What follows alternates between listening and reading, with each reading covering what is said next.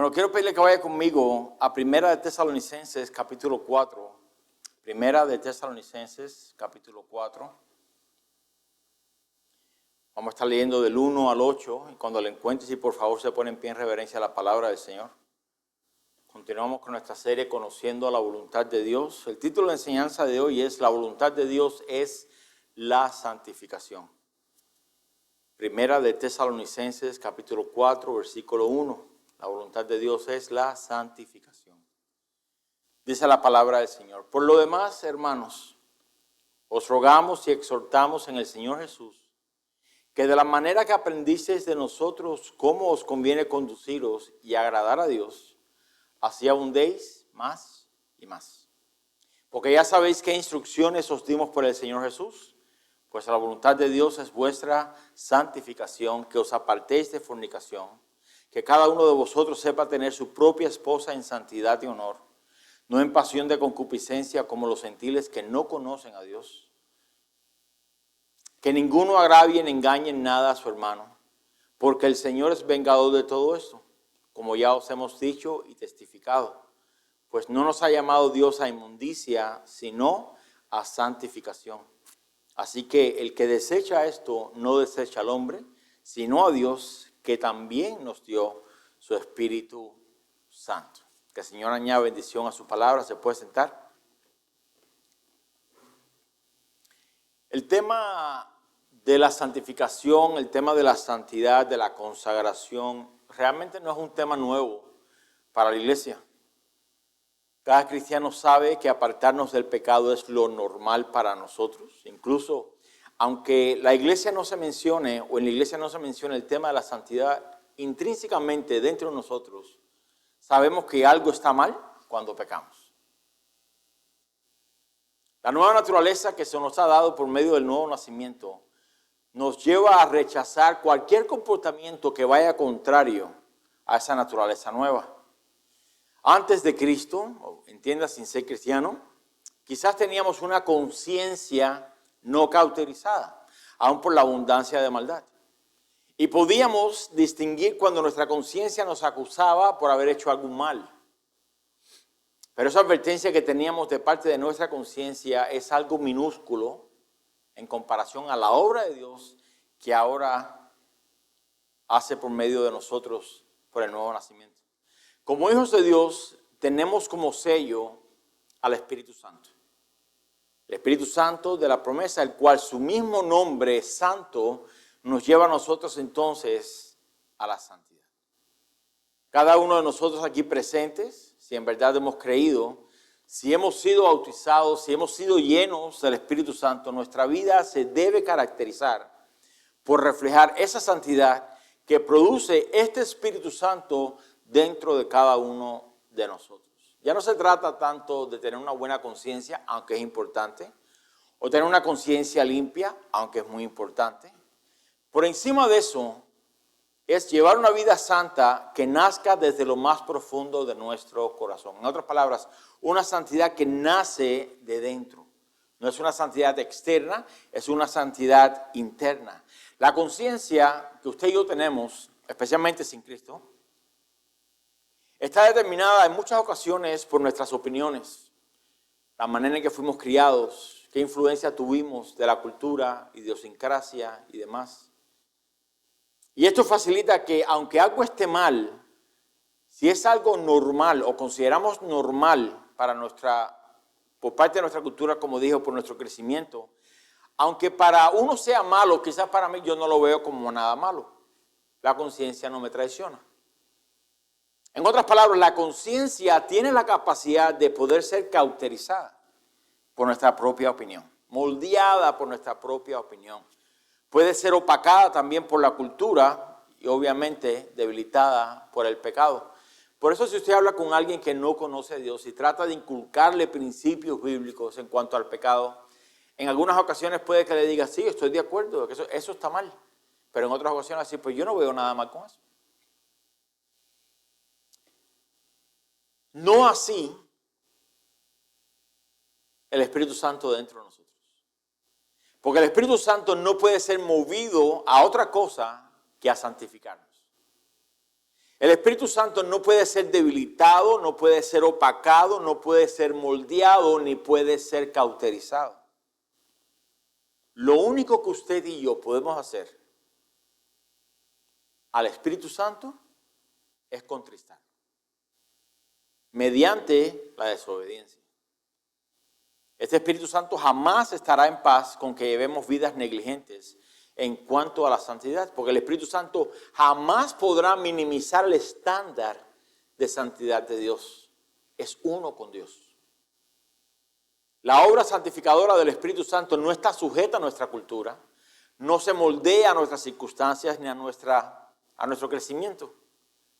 El Espíritu Santo recibe su estándar directamente de la palabra de Dios. Él la escribió, Él la inspiró. Pensar que la santidad es solamente para algunos o verla de manera opcional, hermanos, es un grave error. Y ese error tristemente se ha introducido dentro de las iglesias, o de la iglesia, por así decir, por muchos años, El cristiano, lejos de consagrarse por completo al Señor, está a paz, o se siente a paz, con un poco de santidad y un poco del mundo. Creo que en su mente gobierna mucho el pensamiento de, al menos no soy como era antes. Al menos soy mejor o estoy mejor que la semana pasada. La semana antepasada mentí 100 veces. Esta semana fueron 98. Es mejor que la semana pasada. Y pensamos en nuestra mente de que es algo normal. De que está bien. Bueno, y gracias a Dios por el progreso. No estoy tratando de plancharlo aquí. Pero si nos quedamos medio santos y medio mundanos, o estamos o no estamos. Yo he podido conversar con cristianos a través de mi vida y usted no se imagina cuántos de ellos piensan que vivir una vida separada, consagrada, una vida santa, es solamente para aquellos que Dios llama al ministerio o para aquellos que ejercen un servicio en las congregaciones. Esta es la razón, pienso yo, esta es la razón por la cual muchos que no piensan que es para ellos, rápidamente apuntan el dedo y dicen, él es ujier, él debería. O él es pastor, él debería. O él es maestro, él debería. Rápidamente miramos la paja del ojo ajeno. Porque según ellos sí tienen que andar como es digno de Cristo. Ellos tienen un ministerio, ellos tienen un llamado, ellos hacen un servicio en la congregación. Y yo pregunto, ¿acaso no es el mismo estándar de santidad para ti? ¿Acaso Dios no nos llama a cada uno de nosotros, sirvamos o no sirvamos, tengamos ministerios, no tengamos ministerios? ¿Acaso Dios no nos llama a todos nosotros, que nos ha dado su Espíritu Santo, para santificarnos? ¿No cree usted que la iglesia, toda la iglesia, desde el más pequeño hasta el más adulto, debe entrar en ese proceso y dejarse moldear, conforme al carácter de Dios? Absolutamente. La santidad es para todos. Hebreos 12:14 dice, seguir la paz con todos y la santidad sin la cual nadie verá al Señor. Si tomamos el mismo estándar que la gente de la congregación nos pone, entonces solamente los que verán al Señor serán los maestros, los ujieres, los diáconos y los pastores. No, es la iglesia. Si usted ha creído en el Señor como su Salvador, hermano, usted es parte de la iglesia. Y si es parte de la iglesia, como mismo Dios lo salvó, Dios lo va a santificar. Eso es una demanda, es un fruto que damos. Escuchen, no es que vamos a santificarnos para ser salvos, no. La santidad es el fruto de nuestra salvación. Cuando hacemos de la santidad algo opcional, créame que nunca será la primera opción. Si usted es una de esas personas que piensa que la santidad es opcional o que solamente es para unos pocos que sirven dentro de una congregación, usted corre grave peligro. Por tal razón, le ruego que preste atención, por favor, a la enseñanza. Porque nuestra salvación está directamente vinculada, está directamente ligada, conectada con la santificación. Es más, le digo algo un poco más radical, si lo quiere ver de esa manera, radical. Sin santificación, usted no tiene la salvación. Porque la santificación es el fruto de la salvación. Recordemos que nos ha sido dado el Espíritu Santo de la promesa y tal como su nombre lo indica, nos lleva ¿a qué? A la santidad. Por tanto, la santificación es el trabajo primordial del Espíritu de Dios en su Hijo. Todo lo que el Espíritu Santo hace en la vida de los hijos de Dios es para llevarnos a la santidad. Todo, todo. Si verdaderamente creemos, en Romanos 8:28, que a los que aman a Dios todas las cosas obran para bien, esa obra es también parte de la obra de santificación. Cuando alguien en su trabajo le grita, Dios lo está usando para cambiar su carácter, para santificarlo. Cuando el vecino no lo deja dormir, esa irritabilidad Dios la está usando para moldear su carácter. Cuando todo lo que sucede a nuestro alrededor, que es incómodo, como hablamos la semana pasada, damos gracias a Dios porque tiene un bien. Y ese bien, en este caso, es la santificación. Esas son las herramientas que Dios usa para alimar nuestras asperezas. Todo lo que el Espíritu Santo hace en la vida nuestra es para llevarnos a la santidad, es para formar en nosotros el carácter de Cristo, para que alcancemos la estatura del varón perfecto. Jamás el Espíritu Santo nos contrista cuando hacemos el bien. Jamás. O cuando crecemos en santidad. El Espíritu Santo no nos dice, estás un poco exagerado en cuanto a la santidad, bájale. No hace eso. Si usted quizás en su corazón ha sentido que Dios lo está llamando a una relación más cercana con Él. Si Dios lo está llamando a que se involucre más en la congregación. Si Dios lo está incomodando a que se aparte de ciertos patrones de conducta. Y si Dios lo está guiando a buscarle más a Él, aquel que le dice, no hay que ser tan exagerado. No hay que ser tan radical. Dios quiere que tengas un balance en tu vida. Hermanos, ese no es el Espíritu Santo. Ese es Satanás. Sin embargo, usted no se imagina la cantidad de creyentes que dicen eso todo el tiempo. Usted le dice, hermano, ¿por qué no hace un esfuerzo en congregarse más? ¿Por qué no hace un esfuerzo en acercarse más al Señor? Pues es que no puedo desatender a mi familia. Nadie le está pidiendo que se entienda a su familia. Dios es un Dios de orden. Hay que ser equilibrado, entiendo. Eso no te desequilibra. Ni te saca de orden tampoco. Usan al Espíritu Santo para combatir al Espíritu Santo, según ellos.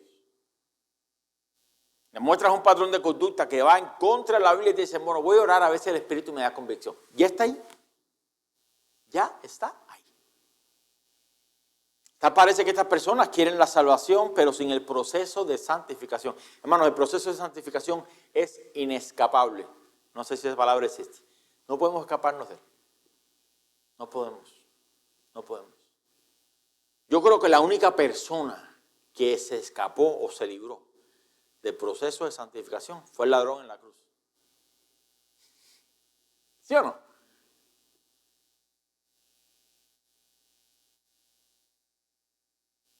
Ambos procesos son distintos, la salvación y la santificación. Tomemos, por ejemplo, la nación de Israel cuando salió de Egipto. ¿Cuánto tiempo le tomó ser librado? Eso fue un instante. Eso fue un instante. Dios les dijo, coman la Pascua hoy, no se quiten de los zapatos, quédense vestidos con el bordón y todo, porque en el momento que coman la Pascua, saldrán de Egipto. Ahí fue nuestra salvación, instantánea. En el momento que usted y yo creímos, ahí fuimos salvos, ahí fuimos perdonados. Ahí se nos acreditó la justicia de Cristo. Ahí se nos dio el Espíritu Santo de la promesa como sello para el día de la redención. Ahí. No fue algo que alcanzamos paulatinamente, no fue algo que progresivamente fuimos salvos poco a poco. No, en ese mismo momento que creímos, ahí fuimos salvos. Pero ahí va la salvación. Pero la santificación no funciona así. Quizás usted y yo hubiésemos querido o preferido que en el momento que Dios nos salvara, ahí todos nuestros malos hábitos se hubiesen ido. ¿Sí o no? Ya, todo el odio, el rencor, las malas cosas, todo arrancado. Hubiésemos querido, a lo mejor no. Pues yo pienso que la gran mayoría diría, hubiese querido. Pero así no trabaja Dios. Israel comió la Pascua vestidos con sus calzados puestos porque saldrían esa misma noche. Pero esa misma nación, habiendo salido, ¿qué tiempo estuvo en el desierto? 40 años. 40 años donde Dios trató vez tras vez de arrancar a Egipto del corazón. Es lo mismo que Dios está haciendo con nosotros hoy, hermano. Tratando de arrancar de nosotros el Egipto. Claramente el pueblo de Israel de camino a la tierra prometida no necesitaba 40 años. La distancia no pedía tanto. Hay diferencias de opinión en cuanto a qué tiempo hubiese durado si Dios lo hubiese introducido rápidamente en la tierra. Unos dicen 11 días, otros dicen medio año, otros dicen un año. El punto es que no fueron o no debieron haber sido 40 años, pero por la dureza de corazón, por no creer que Dios podría arrancar y darles lo que les había prometido. Dijo, no, como no quisieron creer, no entrarán. Así sucede con nosotros. Obtuvimos la salvación en un abrir y cerrar de ojos, pero la santificación es un proceso que dura ¿cuánto? Toda la vida. Toda la vida. Y créame que toda la vida comparada a una eternidad, hermano, no es nada. Es simplemente un soplo. Nada más. Pero esa santidad que Dios espera de nosotros, demanda de nosotros, debe ir en aumento. No podemos conformarnos con decir, bueno, gracias a Dios que no soy como lo que era antes. Y quedarnos comparándonos con los demás. Bueno, al menos no soy como fulano. ¿Les traigo memoria? El fariseo y el publicano. Gracias que no soy como fulano. Gracias que no soy como fulano. ¿Tú no ves cómo lo trató? Gracias que no soy como él. Hermano, nuestro estándar de santidad no viene del hombre. No viene de los ministros. No viene de la iglesia. Viene del Espíritu Santo. El cual es bien rápido en decir, cuidado. La Biblia describe la santificación como una buena obra. Y cuando Pablo le escribe a los filipenses, no lo tienen que buscar, pero Filipenses capítulo 1, versículo 6, dice, estando persuadido de esto, que el que comenzó en vosotros la buena obra, la perfeccionará hasta el día de Jesucristo. ¿Qué significa la perfeccionará? Irá en aumento. Irá creciendo. ¿Hasta cuándo? Hasta el día de Cristo. ¿Qué día será ese? O el día que usted vaya con el Señor o el Señor venga por usted hasta ese día. Y si el Señor viene por usted en 20 años, significa que tiene 20 años que debe ir creciendo y perfeccionando la santidad. Eso es lo que dice aquí. Porque Dios es quien hace esa obra en nosotros. Créame, nuestra naturaleza no quiere nada que ver con la santidad. Nada. Es el Espíritu de Dios que pone en nosotros el querer como el hacer. Pregúntele a su carne si quiere orar. ¿Y qué le va a decir? Que no. Pregúntele a su carne si quiere que usted voltee la otra mejilla cuando lo ofenden. No. Pregúntele a su carne si quiere que usted se someta a las autoridades cuando ellos no tienen la razón. No. Nuestra carne siempre va contraria a las cosas del Espíritu. Por eso es que andan en guerra todo el tiempo. Quizás esta es la razón. Pero como se demora tanto, hasta el día de Cristo, Como Dios no me santifica en 3 semanas o en una conferencia o un fin de semana, quizás por eso se nos hace tan fácil ser flojos en cuanto a la santidad. O pensamos que Dios no está muy interesado en que seamos santos, porque como Dios nos seguirá formando hasta el día de Cristo, y esto dura toda la vida, dejemos para mañana lo que podemos hacer hoy. ¿Sí o no? A fin de cuentas, es un proceso. Y en realidad es un proceso. Pero nos aferramos de que es un proceso para agarrarlo bien flojo. Bien despacio. El asunto de la santidad es un asunto de urgencia. Porque cuando no ponemos por obra lo que Dios nos habla en cuanto a ella, prontamente olvidamos lo que Dios nos habló. Y el grave peligro de desobedecer a Dios, tal y como vimos hace 2 semanas atrás, es que nos volvemos tardos para oír. Se nos llena el corazón de grosura, mucho conocimiento. Sabemos lo que la Biblia dice que debemos hacer, pero no hacemos. Se nos hace muy fácil desobedecer a Dios. Muy fácil. Y el Espíritu Santo puede que nos esté hablando a gritos lo que debemos sacar de nuestro corazón, pero por nuestra desobediencia, escuche, no lo podemos escuchar, ni discernir su voz. Voz entre tantas. Yo pensaba en esto el otro día. ¿Usted sabe cuántas voces hay allá afuera? Tratando de, vamos a poner entre comillas, ayudarle a vivir una vida conforme a como Dios quiere. Hay millones de voces. Hoy, gracias al internet, tenemos todo tipo de podcasts. Todo tipo, religioso, financiero, socioeconómico, de todo.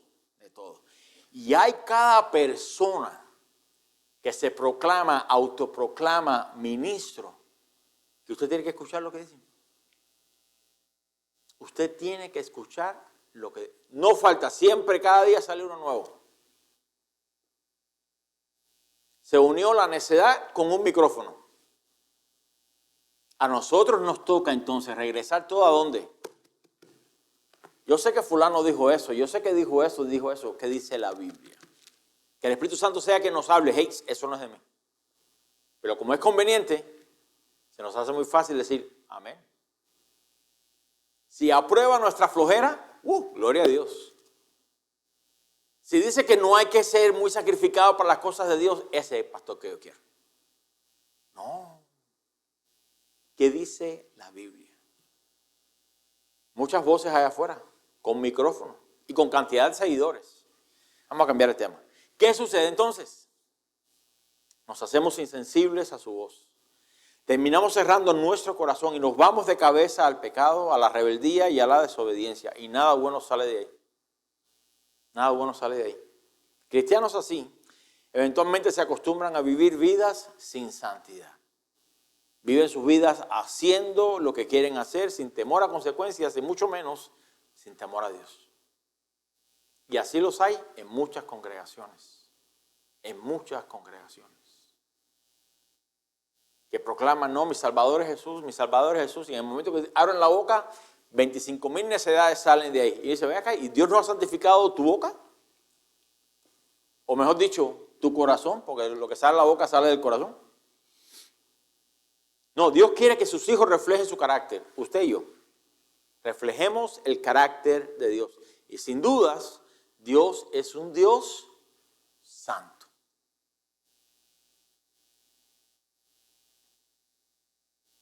Cuando Dios sacó a su pueblo de Egipto, les dio mandamientos y preceptos. Dentro de estos estaba el llamado a apartarse de todas las costumbres de los pueblos paganos, de todas las idolatrías que aprendieron en Egipto por 430 años. Y cuando los llamó a que dejaran de sacrificar a sus propios hijos y los llamó a separarse de toda inmundicia sexual, les dio como estándar su propio carácter y les dijo, sed santos como yo soy santo. Obviamente, hermanos, ni usted ni yo de este lado de la eternidad podemos llegar a ese grado de santidad. ¿Por qué? Porque vivimos un cuerpo de muerte. Vivimos en un cuerpo de muerte. Pero aquí Dios no está diciendo, quiero que seas exactamente como yo como comparación, sino que esa debe ser la meta de nuestra santidad. Yo quiero ser santo como el pastor. No. Yo quiero ser santo como el siervo. No. Yo quiero ser santo como mi papá. No. Yo quiero ser... No. Sea santo como Dios es santo. Ese es el estándar. El apóstol Pedro repite esta misma frase en su primera epístola, capítulo 1, versos 15 y 16. Diciendo, sino como aquel que os llamó es santo, sed también vosotros santos en toda vuestra manera de vivir. Porque escrito está, y hace la referencia al Antiguo Testamento, sed santos porque yo soy santo. Me recuerda a los padres nuestros en nuestros tiempos, ¿no? ¿Por qué quieres que haga eso? Porque yo te dije y ya, ¿no? ¿Cuántos se relacionan con eso? ¿Y por qué? Porque yo dije. Vete a dormir, ¿pero por qué? Porque yo dije. Aquí Dios está diciendo, sea santo, ¿por qué? Porque yo soy santo. Así es sencillo. Retome conmigo, porque este es el mismo pasaje, o el mismo llamado que Pablo hace a la iglesia en Tesalónica en el pasaje del día de hoy. Retome conmigo el versículo 1. Dice, por lo demás, hermanos, os rogamos y exhortamos en el Señor Jesús, que de la manera que aprendisteis de nosotros, cómo os conviene conduciros y agradar a Dios, así abundéis más y más. Porque ya sabéis qué instrucciones os dimos por el Señor Jesús, pues la voluntad de Dios es vuestra santificación. Y comienza a detallar ciertos puntos, aquí con punto y coma, y la primera que da es que os apartéis de fornicación.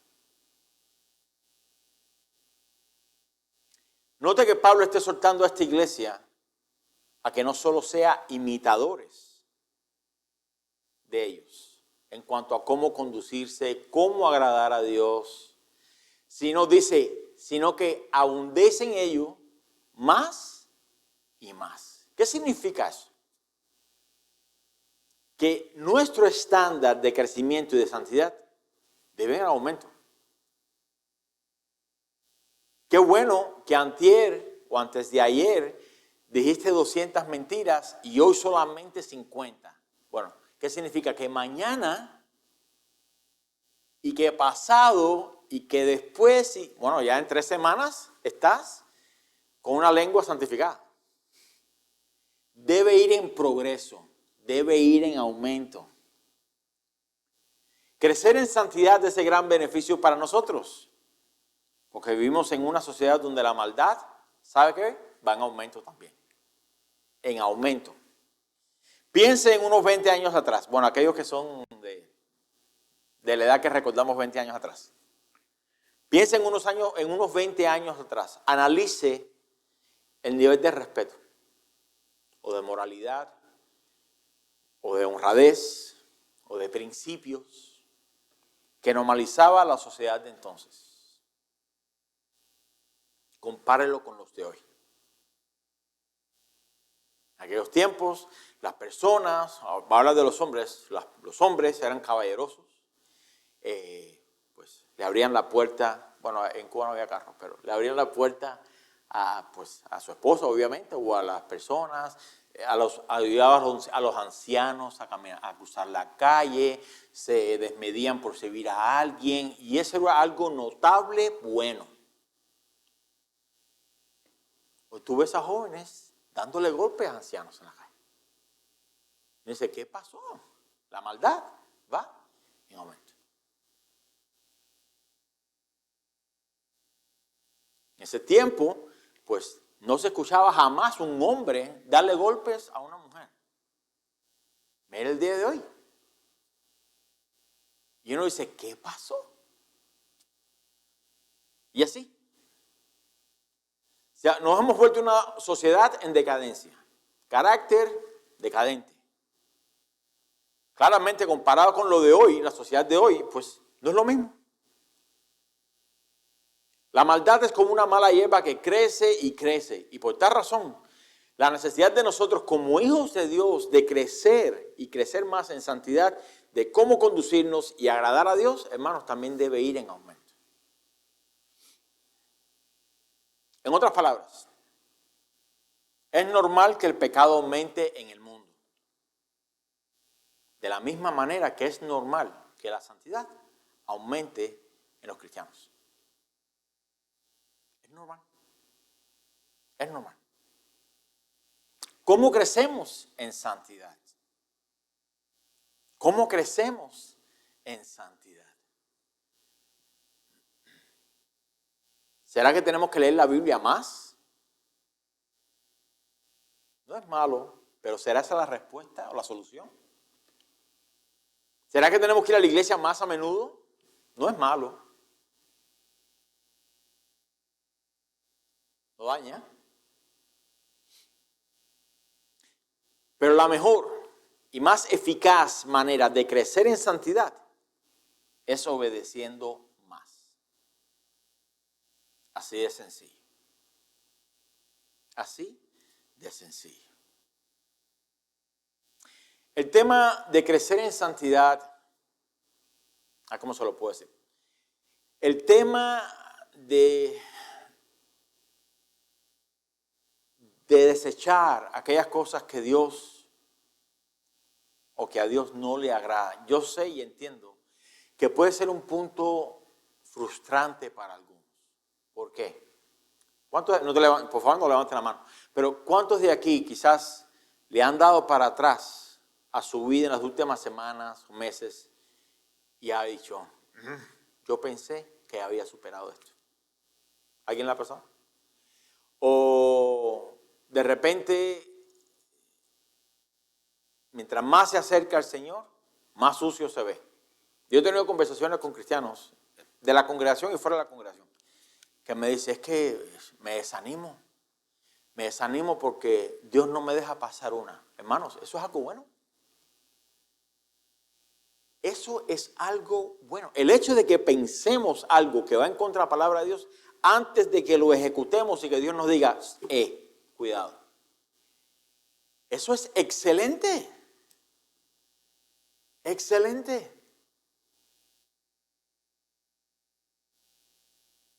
Pero cada vez que Dios nos muestre esa área que necesita ser refinada, lo que hagamos o cómo respondamos a eso va a ser la gran diferencia con nosotros.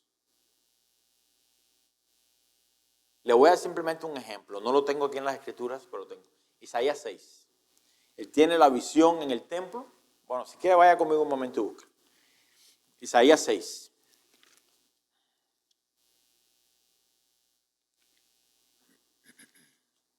Para después no diga que el pastor se lo inventó.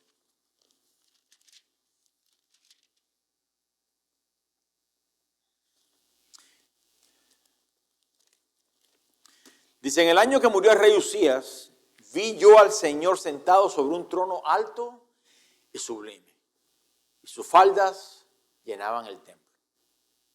Por encima de él había serafines, cada uno tenía 6 alas, con 2 cubrían sus rostros, con 2 cubrían sus pies y con 2 volaban. Y el uno al otro daba voces diciendo, Santo, Santo, Santo, Jehová de los ejércitos. Toda la tierra está llena de su gloria. Y los quiciales de las puertas se estremecieron con la voz del que clamaba y la casa se llenó de humo. Pause ahí. Qué bueno sería que cada vez que vengamos a la casa del Señor pudiéramos experimentar esto. ¿No? Entramos, la casa llena de humo. No porque quemaron nada en la cocina, por la presencia de Dios. La casa está llena de humo. Hay serafines volando por aquí, todos se estremecen, los quiciales, las puertas, todos decimos, wow, la presencia de Dios está aquí. Y yo quiero apuntar a lo que esto causa. Porque como he dicho en otras ocasiones, lo vuelvo a repetir, cuando buscamos la presencia de Dios, lo primero, ¿cómo se da cuenta usted de que Dios estuvo ahí? Desafortunadamente, pues dentro de la iglesia, hablando de la iglesia universal, cuando la gente grita, salta, brinca, corre, se tira al piso, desorden, ¿qué dicen? ¡Wow! Dios está ahí. Dicen, Dios está ahí. Y si no hay ningún tipo de manifestación así, dicen, Dios no está en ese lugar. Está muerta la congregación. Yo pregunto, ¿será acaso esa el estándar de decir Dios está ahí? No. ¿Qué causa esa presencia? ¿Cuántos de ustedes han estado, quizás yo he estado, en un servicio, en una iglesia, donde usted ve todo tipo de manifestación y la gente que hasta habló en lenguas, al otro día están haciendo todo tipo de maldades? ¿Han conocido, han escuchado o han visto personas así? Y pregunta uno, ¿por qué no han cambiado? ¿Acaso no estuvieron ayer con los serafines y con los querubines y con todos los? ¿Cómo se da cuenta usted de que Dios ha estado presente con usted? ¿Qué causa en usted? Versículo 5. Bueno, déjame retomarlo otra vez en el 4. Y los quiciales de las puertas se estremecieron con la voz del que clamaba, y la casa se llenó de humo. 5. Entonces dije, tremenda presencia de Dios. ¿Dice? No. ¿Qué dice el profeta aquí? Ay de mí. Hermano, ese ay es de lamento. Ese ay es rodilla al piso, rostro en el suelo. Ay de mí, que soy muerto. ¿Qué causó la presencia de Dios en el profeta? Vio su propia condición delante de Dios. No se comparó con los otros sacerdotes. No dijo, ay del pueblo. No, ay de mí, que soy muerto. Porque siendo hombre inmundo de labios y habitando en medio de pueblo que tiene labios inmundos, han visto mis ojos al Rey, Jehová de los ejércitos. ¿Cómo sabe usted que Dios estuvo donde usted estuvo? Porque Dios abrió sus ojos y ya sea que oró, que leyó la escritura o escuchó un mensaje, Dios le dijo, recuerda, necesito que cambies esto. Tienes labios así, tienes corazón así, tienes ídolos en tu vida, tienes etcétera, etcétera. Hermanos, eso es lo mejor que nos puede pasar. Lo mejor que nos puede pasar. Mire, qué bueno que Dios estremezca las paredes y que haya humo en la casa, que se muevan los quiciales y parezca un terremoto. Pero si Dios no nos muestra a nosotros lo que tenemos que cambiar, fue simplemente una experiencia. Nada más. Nada más. Lo bueno es que cuando reconocemos nuestra necesidad, Dios suple esa necesidad. Mira aquí. Dice, y voló hacia mí uno de los serafines teniendo en su mano un carbón encendido tomado del altar con unas tenazas y tocando con él sobre mi boca, dijo, he aquí que esto tocó tus labios y es quitada tu culpa y limpio tu pecado. Hasta ahí lo voy a dejar. Entonces, ¿cómo podemos crecer en santidad? Obedeciendo lo pequeñito que Dios nos dé. Si buscamos a Dios, si leemos la Escritura y Dios nos dice algo tan sencillo como tus labios necesitan ser limpiados. Hermanos, no digan, no, es que es eso con el pastor o eso con fulano, yo no soy tan malo como la gente piensa. Yo, por unas cositas que diga, hermanos, ya perdimos la oportunidad. Es una obediencia pequeña a la vez. Si Dios te dijo, para. Si Dios te dijo, corta. No le busques la quinta pata al gato, decimos nosotros, ¿no? No. Una obediencia pronta nos lleva a una santidad mucho más rápida que lo que podamos pensar.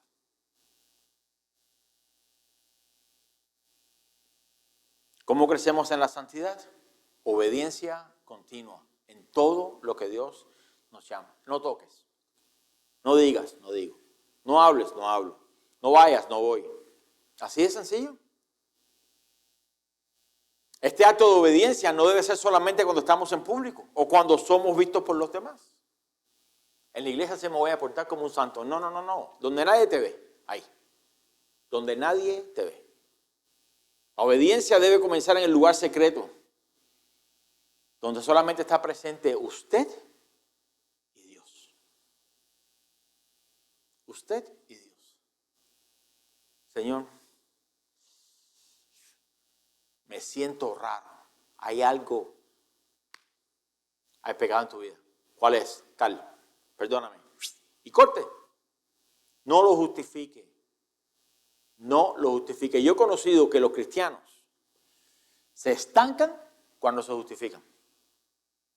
No, es que Señor, tú no sabes cuánto he sufrido. Ah, ok. Vamos a hablar acerca del sufrimiento a Dios que no conoce, según nosotros. Dios no entiende. Es ahí, en el lugar secreto, donde verdaderamente revelamos quiénes somos en cuanto a la santidad. Si aprendemos a pelear la batalla en contra del pecado en privado, porque nace en el corazón, ahí. Señor, muéstrame mi corazón. ¿Por qué me siento de esta manera? ¿Por qué estoy así? ¿Por qué estoy apagado? ¿Por qué estoy, no sé, sin compasión? ¿Por qué no tengo ese deseo? Muéstrame, ¿qué hay aquí? ¿Qué hay aquí? Yo le garantizo que Dios le va a decir, esto es lo que tiene. Y ahí tiene que decir usted, ¿obedece o no obedece? Ya queda usted. Pero aquí el apóstol Pablo menciona el pecado, o comienza con el pecado de la inmoralidad sexual. Un pecado que es de grave peligro para el Hijo de Dios.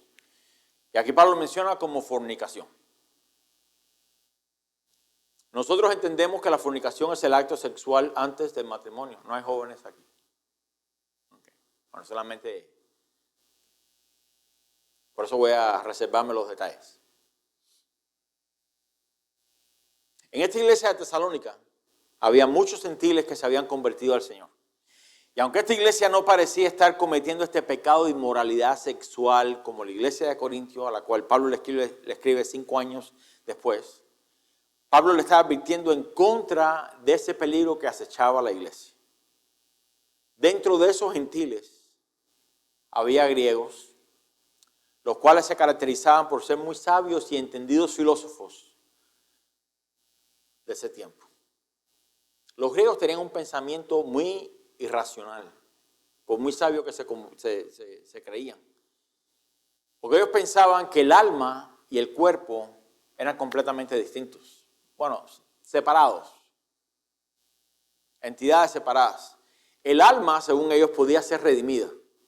El cuerpo no. El cuerpo ya era carne, ya era un desastre. Haz con tu cuerpo lo que quieras, pero tu alma sí puede servir a Dios. ¿A qué llevó eso?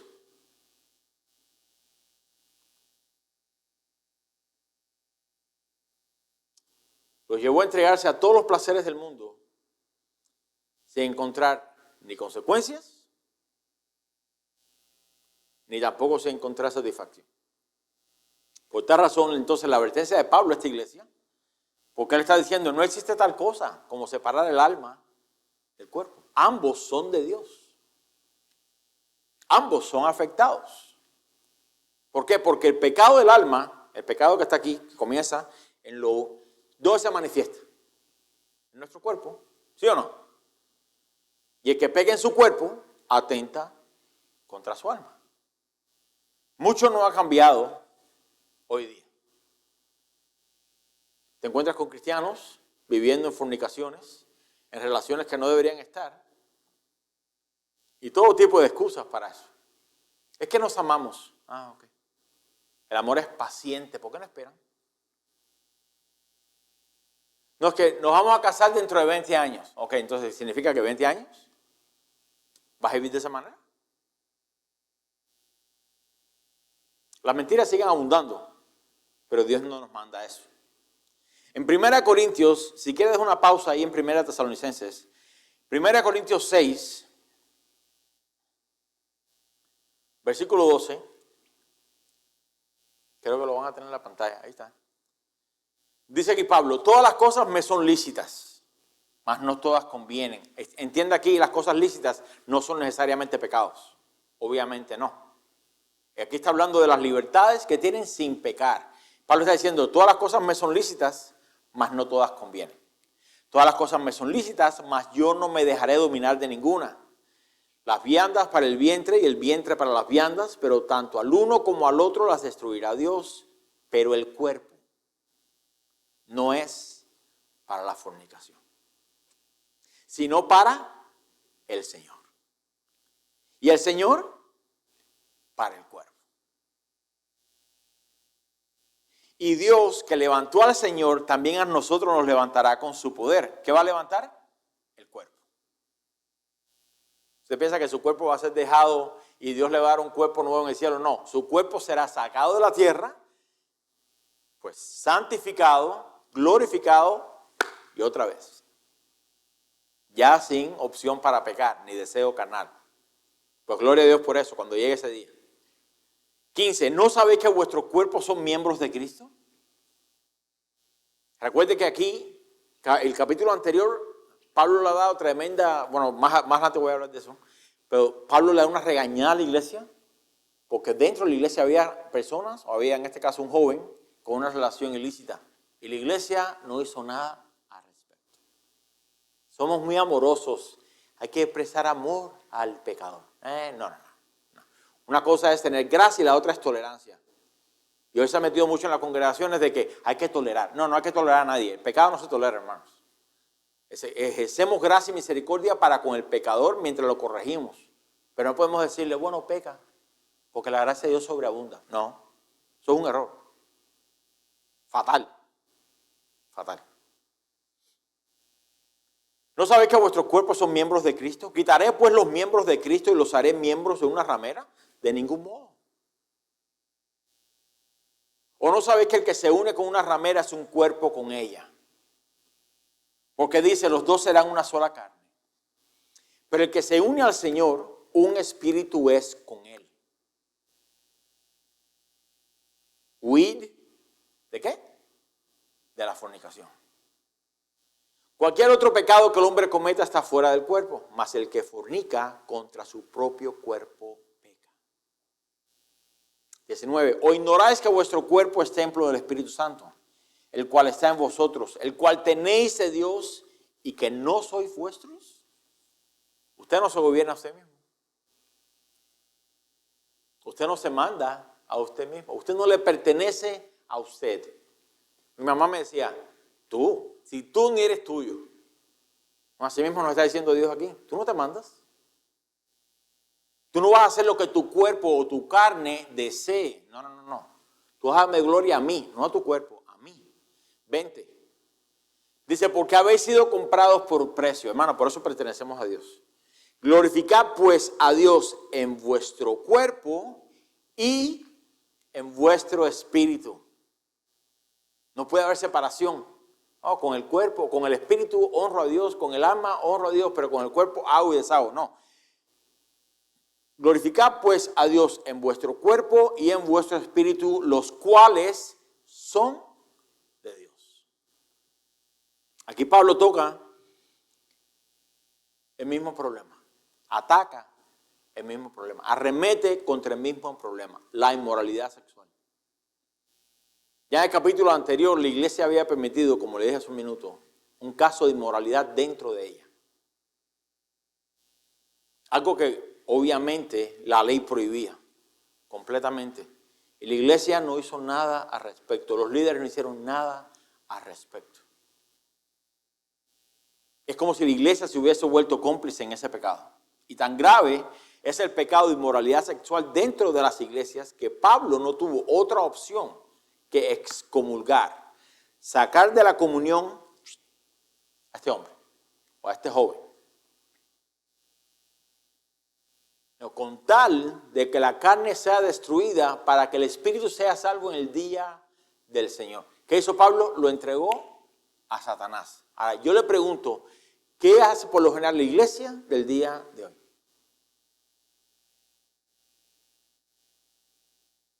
Hermanos, hay que sacar de la congregación a fulano de tal, hay que entregárselo a Satanás para que el espíritu sea salvo. Ay, el pastor no tiene compasión. Hermanos, corte la comunicación con fulano y con fulano y con fulano y con fulano porque ahí están en un proceso. No, esos son mis amigos. Por eso es que las cosas continúan sucediendo y Dios nos ha dado claramente su palabra para que hagamos ¿qué? Seamos obedientes, nada más. Nada más. Y Pablo dijo, a ese malvado, sáquenlo de medio de ustedes. Sáquenlo. ¿Por qué? Porque el pecado de la inmoralidad sexual es el grave peligro para la iglesia del Señor. Es uno de aquellos que la gente aprende rápido. Y hay pequeñitos en las congregaciones que dicen, bueno, si él lo hace y está permitido, si esta parejita está teniendo relaciones fuera de matrimonio y se lo permiten, pues yo también lo puedo hacer. No. Huir de la fornicación. Por tal razón vemos la advertencia tan seria de parte del Espíritu Santo por medio de Pablo a estas iglesias.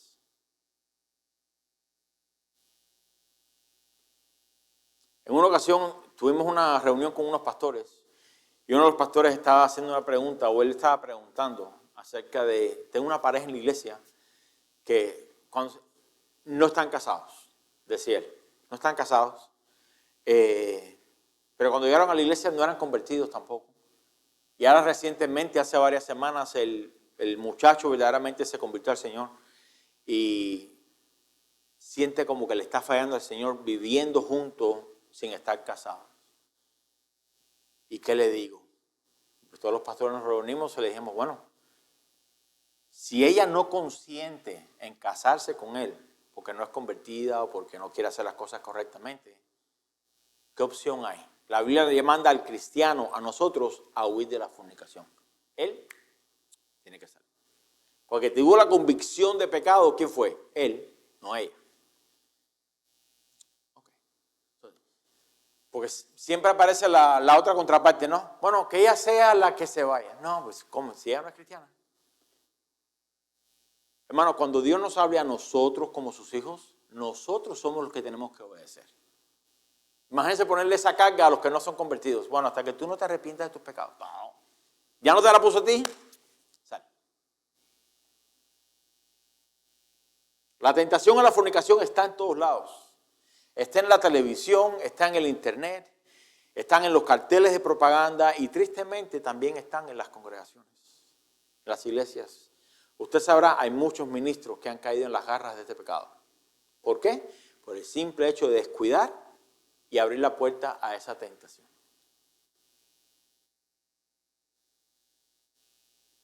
Y es que el pecado de la fornicación es muy sutil, aparece cuando uno menos lo espera. Hermanos, a la misma vez que esta tentación llega a nuestra vida, independientemente de qué tipo de pecado sea, no quiero hablar solamente de la fornicación, Dios siempre llega a nuestro rescate.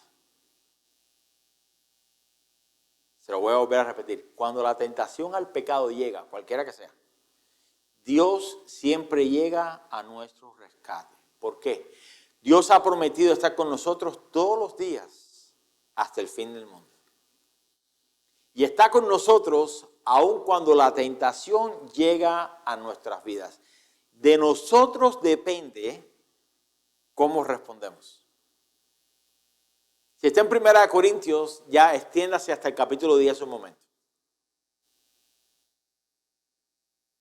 1 Corintios 10, aquí el apóstol Pablo está hablando acerca del pueblo de Egipto, el pueblo de Israel, y cómo fue que en el desierto hicieron esto, hicieron aquello, y todos pasaron la nube, y todos pasaron el mar, y todo. Llega el versículo 12, 1 Corintios 10, 12, y dice, así que el que piensa estar firme, mire que no caiga. Pero mire que dice el versículo 13. No os ha sobrevenido ninguna tentación que no sea humana. ¿Y qué es lo próximo que viene? Pero fiel es Dios, que no os dejará ser tentados más de lo que podáis resistir, sino que dará también juntamente con la tentación la salida para que podáis soportar.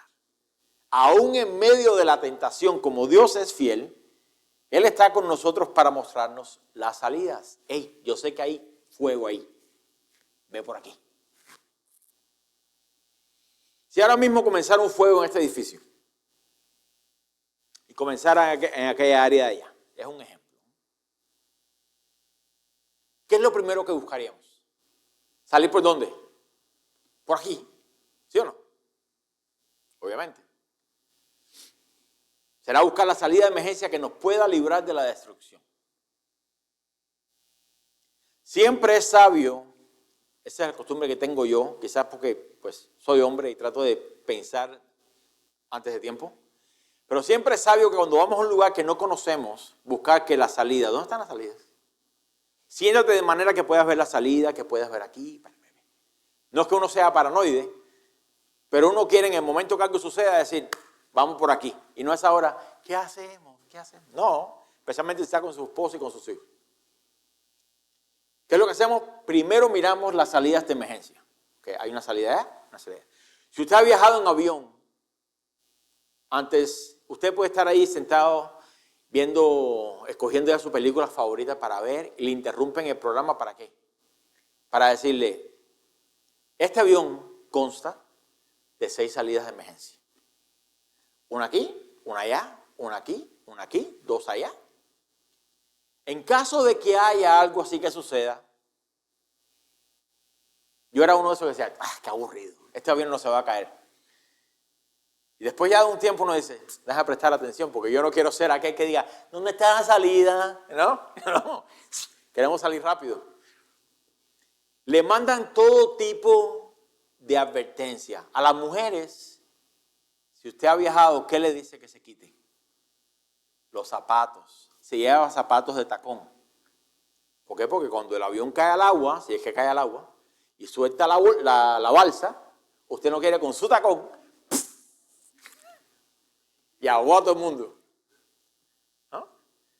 En otras palabras, hay advertencias en caso de. Okay. Bueno, la tentación trabaja de igual manera. Como cristianos debemos estar habituados a conocer las salidas de emergencia para que cuando la tentación llegue, sepamos por dónde salir. Ok, Señor, aquí estoy, ¿por dónde salgo? Y Dios te dirá, por aquí, por allá, por aquí. Dios es bueno en siempre mostrarnos la salida. El grave problema es que pensamos que no nos va a llegar la tentación. No, a mí eso, como decía yo en el avión, este avión no se va a caer, no me interesa dónde están las... No, ahora estoy leyendo, escucho lo que dicen, leo aquí, ok. ¿Y cómo se abre la puerta? ¿A quién tengo que pasarle por encima? A mí me gusta mucho el asiento de la ventanilla. Mi esposo el otro día me dijo, creo que deberías empezar a que te guste el asiento del pasillo. Yo detesto el pasillo, porque todo el que pasa, ¡tum!, te da un golpe. Y a mí no me gusta el pasillo. Y me dice, pero si hay una emergencia, tú te puedes parar pronto. Y dije, oye, no lo había pensado de esa manera. Todavía me gusta la ventanilla, pero al menos estoy sentado y estoy diciendo, ahí está la salida de emergencia. Déjame, ¿quién está ahí? Aquí hay 2 niños, aquí hay una mujer, aquí hay una persona bien grande, aquí hay uno que está dormido. Ya estoy en una preparación de, si algo sucede, tengo que llegar a esa puerta independientemente de quién esté ahí. ¿Qué está haciendo uno? Tomando la precaución por si acaso. ¿Qué bien nos haría a nosotros como cristianos pensar así antes de tiempo de que llegue la tentación? Si esto sucede, ¿cómo voy a reaccionar? ¿Cómo voy a hacer? Ahora se acerca Navidad en varios meses. A mi casa, y estoy dando un ejemplo para todos nosotros, ¿no? No es exactamente la mía, para nosotros. Probablemente mi familia me invite a celebrar Navidad. Y dentro de esas personas hay un primo que yo sé que cada vez que me ve, me fastidia. Bueno, ya empieza a hacer preparativos. ¿Qué puede hacer por si acaso? Mejor no voy. Bueno, es una solución, pero nunca va a enfrentar la tentación. Bueno, ese es otro punto. Pensamos que no nos va a llegar la tentación y por tal razón cuando llega, en vez de buscar esa salida que Dios ofrece, corremos en dirección del fuego. Y este no dudará en abrazarnos. ¿Por qué quisiera Dios librarnos de la tentación? Porque su voluntad para con nosotros es la santificación. Y si somos tentados y Él no nos ayuda y cedemos a la tentación, cedemos al pecado. Y el pecado puede que gane entonces terreno en nuestro corazón. Pecado y santificación son completamente opuestos. Y como esa es su voluntad, Dios siempre tratará de ayudarnos para que no caigamos en ella. Otro buen ejemplo de cómo es que Dios nos ayuda a vencerla, lo podemos ver en la historia de Caín y de Abel. Vaya conmigo a Génesis 4, por favor. Génesis 4. Versículo 1. Dice, conoció Adán a su mujer Eva, la cual concibió y dio a luz a Caín y dijo, por voluntad de Jehová he adquirido varón. Después dio a luz su hermano Abel. Y Abel fue pastor de ovejas y Caín fue labrador de la tierra. Y aconteció andando el tiempo que Caín trajo del fruto de la tierra una ofrenda a Jehová. Y Abel trajo también de los primogénitos de sus ovejas, de lo más gordo de ellas. Y miró Jehová con agrado a Abel y a su ofrenda, pero no miró con agrado a Caín y a la ofrenda suya.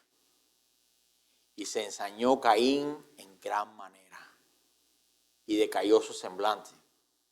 Entonces Jehová dijo a Caín, ¿por qué te has ensañado?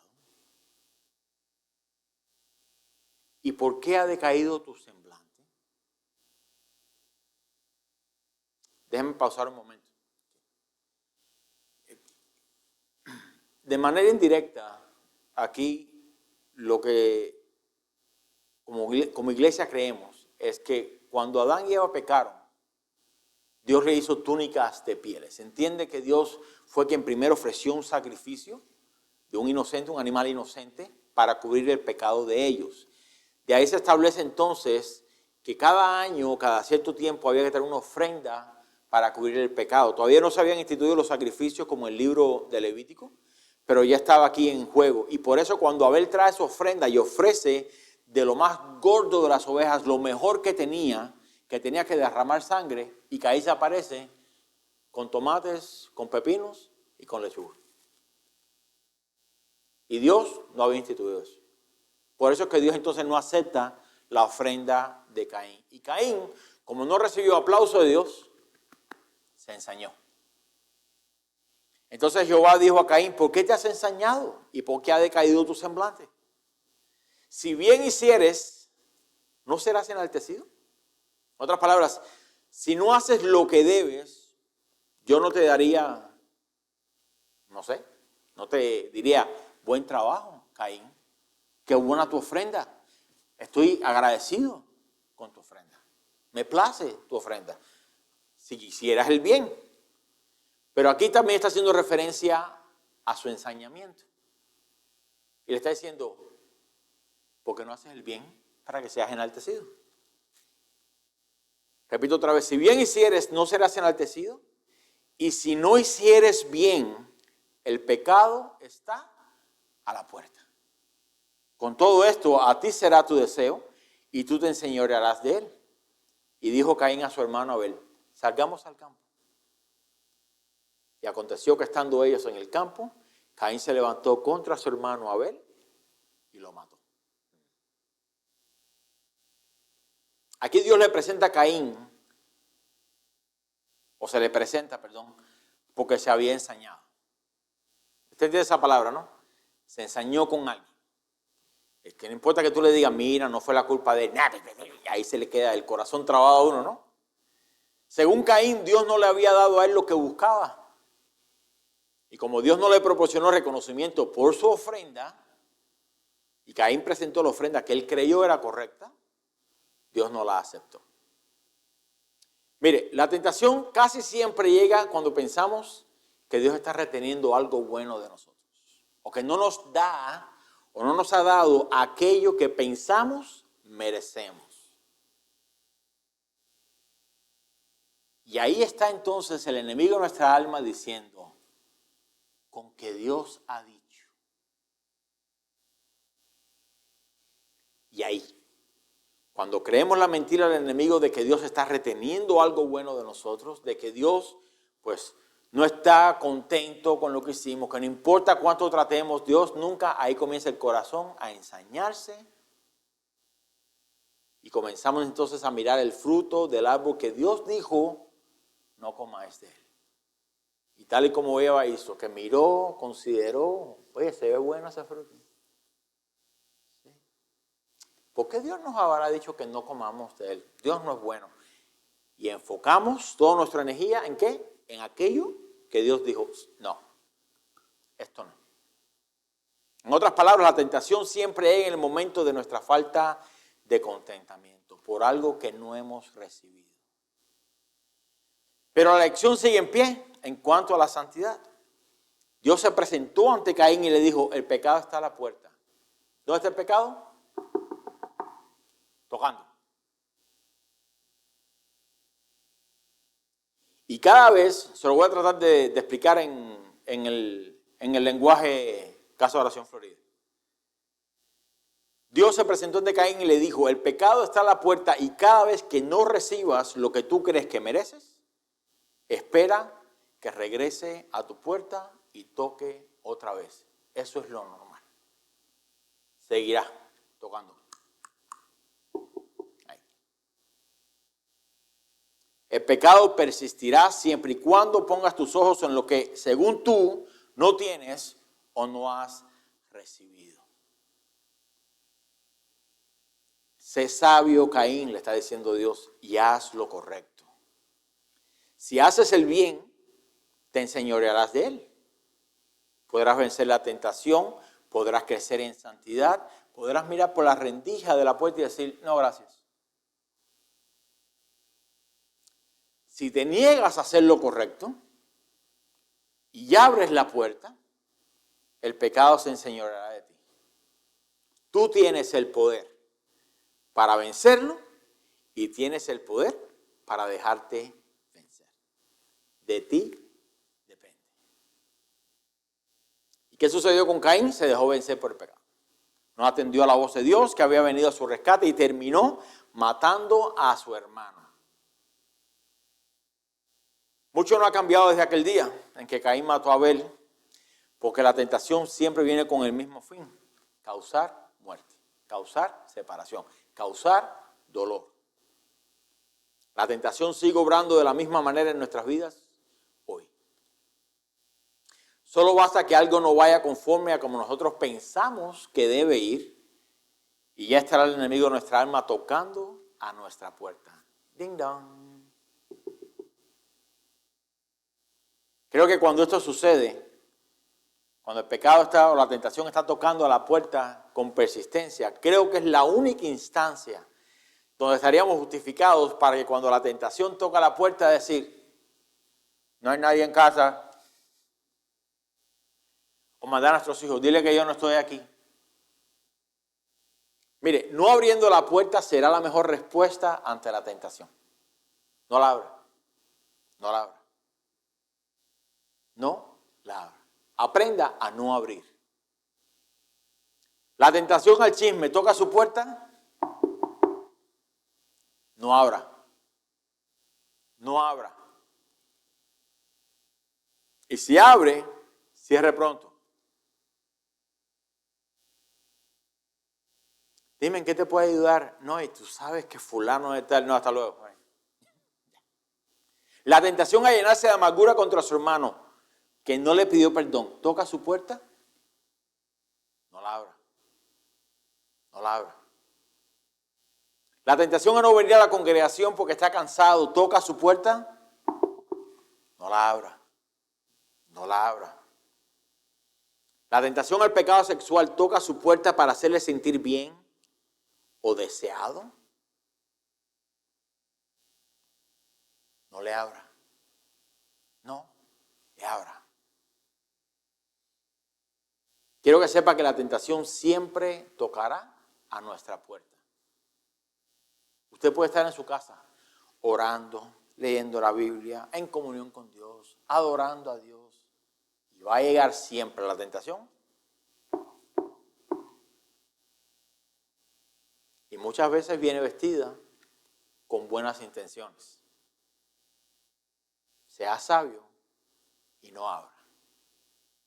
Y si va a abrir, le abre con la rendija y le dice, ¿qué necesitas? No vengo aquí con el deseo de traer división. No, gracias. Al igual que Caín, podemos enseñorearnos del pecado o él se enseñoreará de nosotros. Esa es la otra opción. O damos muerte al pecado o Él nos dará muerte a nosotros.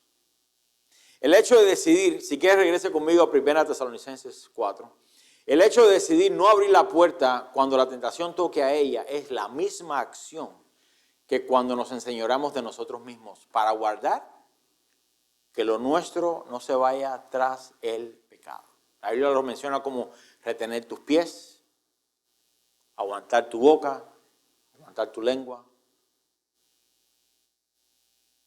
Versículo 4. Aquí viene la exhortación. Que cada uno de vosotros sepa tener su propia esposa en santidad y honor.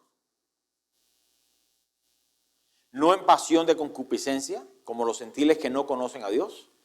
Que ninguno agravie ni engañe en nada a su hermano, porque el Señor es vengador de todo esto, como ya os hemos dicho y testificado. La palabra traducida aquí por esposa significa miembros, dueño de sí mismo. Mantén tu cuerpo, mantén tus miembros en toda santidad y en todo honor. Se nos llama entonces a que sepamos cómo mantener nuestros miembros de esa manera. ¿Cómo mantiene usted sus miembros en santidad y honor? Obviamente, no entregándolos al pecado. Como miembros entendemos que son nuestros ojos, nuestros oídos, nuestras manos, nuestros pies y por ende nuestros lomos. ¿Cuáles son los lomos? Lo que está entre los muslos y la cadera, ¿usted entiende? Cuidémonos, hermanos, de lo que vemos, de lo que oímos, de lo que palpamos, de a dónde vamos, y a qué entregamos nuestros pensamientos. Esto no es solamente en cuanto a la fornicación. Tiene que ver con todo tipo de pecado que acecha a nuestra puerta. Imagínese si usted tuviera en su casa cámaras. ¿Ok? Imagínese. Y usted enciende las cámaras y mira. Y va a encontrar al lado de su puerta un banquito y en ese banquito está sentado Satanás, así, esperando todo el tiempo. ¿Sí o no? Todo el tiempo. No le abra. No le abra. Está siempre acechando. Fue lo que Dios le dijo a Caín. El pecado está a la puerta. Está a la puerta. De cierta manera eso es bueno. ¿En qué sentido? No sé si usted lo ha experimentado. A veces uno se va a la cama con cargas. Uno piensa que son cargas, preocupaciones, ansiedades, afanes y no sé qué. Y te duermes. Y quizás duermes toda la noche. Pero hay ocasiones que son pecados sin confesar. Que a veces ni sabemos que están ahí, pensamos. Y en el momento que la alarma hace, suena el gallito, y abrimos nuestros ojos, ¿qué está delante de nuestros ojos? El pecado que no hemos confesado. Y ahí uno dice, ¿y ahí qué nos manda hacer el Señor? Ve y confiésalo. Está a la puerta, tú te puedes enseñorear de Él. Tú lo puedes hacer. El hecho de que delante de nosotros, del otro lado de la puerta esté ahí, hay dos cosas. O está ahí para hacernos caer, o está ahí porque no lo hemos confesado y no nos hemos alejado de Él. En ambas instancias podemos, ¿qué? Enseñorearnos de Él. Es decir, no, aquí no. Cada vez que el pecado toca nuestra puerta, Dios también estará ahí para invitarlo a usted y a mí a que corramos a Él. Hey, del otro lado de la puerta está esta situación. Ven conmigo que te voy a decir la salida donde está. Es la manera en que Dios nos da la salida para la tentación. Cierro con el versículo 7 y 8. Ya que otra vez establece el apóstol. Dice, pues no nos ha llamado Dios a inmundicia, sino ¿a qué? A santificación. Así que el que desecha esto, no desecha al hombre, sino a Dios, que también nos dio su Espíritu Santo. Póngase de pie, por favor. Yo soy de pensar 100% sin ningún tipo de duda que el cristiano, aquel que ha sido sellado con el Espíritu Santo de la promesa, aquel que nos encamina a la santidad, a la consagración, a separarnos de las cosas de este mundo. Personas así no tienen ningún problema con escuchar la palabra de Dios ni predicaciones en cuanto a la santidad. Desafortunadamente hay algunos que desechan, que dicen, esto no es para mí. O otra vez con el tema de la santificación. Vuelvo a leer otra vez el versículo 8. Así que el que desecha esto, no desecha al hombre. Hermanos, si ese es su caso, usted no me está desechando a mí. Usted no está teniendo por menos lo que yo estoy enseñando aquí. Usted está rechazando a Dios. Usted está minimizando lo que el Espíritu Santo le quiere hablar para su propio bien. ¿Por qué es nuestro propio bien? Porque sin santidad nadie verá a Dios. No podemos decir que somos hijos de Dios, no podemos gozarnos en nuestra salvación si no estamos dispuestos a pasar por el proceso de santificación. Eso es para cada uno de nosotros. Ya leímos aquí en este pasaje el día de hoy que la voluntad de Dios es nuestra santificación. Que nos apartemos de todo aquello que nos pueda hacer caer.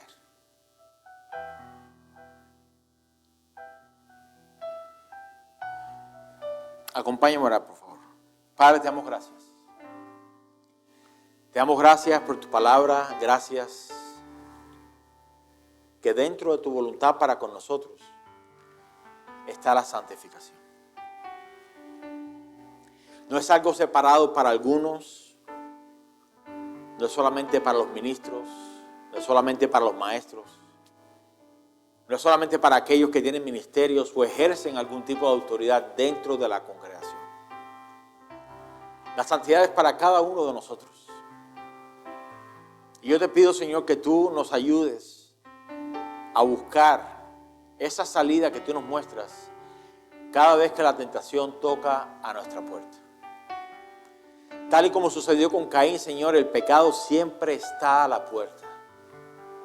Enséñanos a hacer el bien. Enséñanos a hacer lo correcto. Enséñanos a no abrir la puerta. Enséñanos a ignorar la voz del enemigo que prontamente nos dirá con que Dios ha dicho. Si hay en nosotros algún pecado o alguna tentación en cuanto a la inmoralidad, Señor, te pido que tú laves nuestras mentes, que limpies nuestros ojos, que santifiques nuestros oídos, que limpies nuestro corazón, limpia nuestras manos, endereza nuestros pies.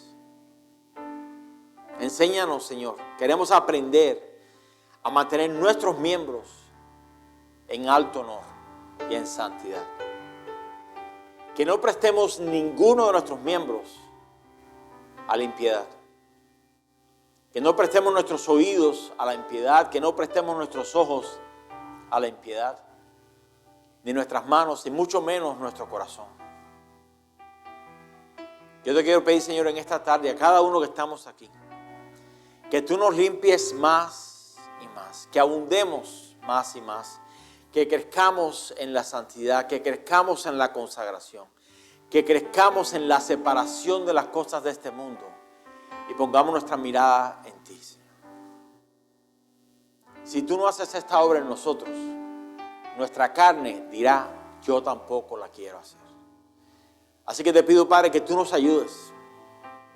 Sácanos de la tentación, sácanos, Señor, del hueco, sácanos de la flojera, sácanos del desinterés en cuanto a las cosas espirituales que fácilmente nos empujan a ceder a la tentación. Te pido que tú nos ayudes. Queremos ser un pueblo separado para ti, un pueblo consagrado. Queremos ser santos simplemente por el hecho de que tú eres santo. Aquellas áreas que tú nos muestres, queremos entregarlas a ti. Ya sea tal como el profeta Isaías, quizás los labios, quizás el corazón, quizás los oídos, quizás las manos, quizás los pies. Todo aquello, Señor, que nos aleje de ti, te pido que tú lo cambies en nosotros. Yo te pido que tú toques con tu carbón encendido esas áreas que necesitan ser redimidas hoy. Limpia nuestro corazón, limpia nuestra mente. Ayúdanos, te pedimos en esta tarde. Gracias por tu palabra, gracias por este tiempo. Yo te pido, Señor, que de regreso a nuestros hogares nos lleves con bien, con bendición, que nos libres de cualquier percance que se pueda presentar. Yo te pido, Señor, que tú nos des oportunidades esta semana de que por encima de desear los quiciales moviéndose, de desear humo y fuego en tu presencia, de desear que la casa se estremezca, de desear ver serafines o querubines volar, que lo que primero pensemos y veamos sea nuestra propia necesidad de ti. Y si nos es necesario decir, ay de mí que soy muerto, eso sería mucho mejor que cualquier otra experiencia religiosa que podamos tener. Límpianos más y más, te pedimos en esta tarde. Padre, te pido que hagas esta obra en cada uno de nosotros. Danos oportunidades esta semana para ver nuestra verdadera condición. Danos oportunidades para no abrir la puerta. Danos oportunidades para guardar nuestros miembros en santidad y honor. Te pedimos todo esto, Padre, en el nombre poderoso de Jesús. Y la iglesia del Señor dice, amén y amén.